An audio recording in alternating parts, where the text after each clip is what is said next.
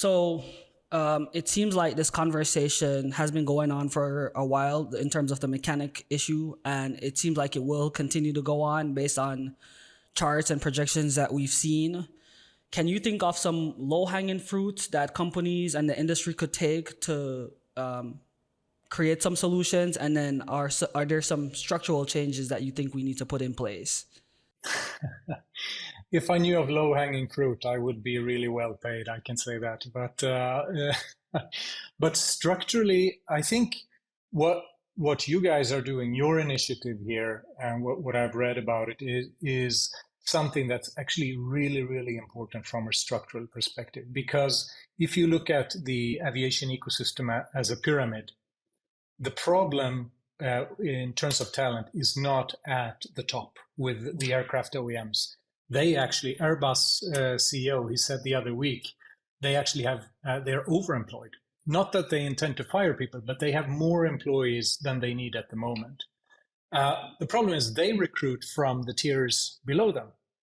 And the lower you go in terms of the tiers, the more perceived volatility you have in terms of, so if you're a worker and you have an offer for a job at a local repair shop, well, that may, the perceived volatility is higher than higher up in. So what I believe is that the problems is how to retain people in the lower tiers of this ecosystem, and those are equally important, or even more important than higher up in the pyramid. And if you have a bunch of smaller companies, these companies themselves don't have the ability to build up the pipeline of students. They don't have the ability to kind of build a narrative and sense of belonging and a sense of meaning and purpose.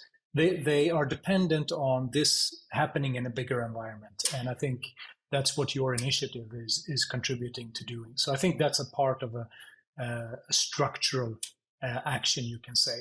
And the other is, I think aviation still needs to build a narrative.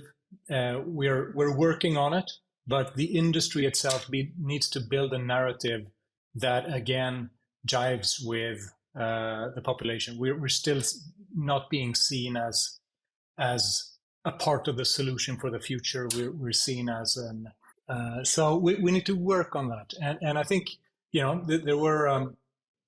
I just heard anecdotes, but there was somebody who told me that their friend got a job in aerospace in Spain, and the friends of this person, they were all kind of, well, we're sorry, we'll probably find a better job later on. Right. It's just aviation just wasn't seen in a positive light in that way, and so we got to work on changing that narrative.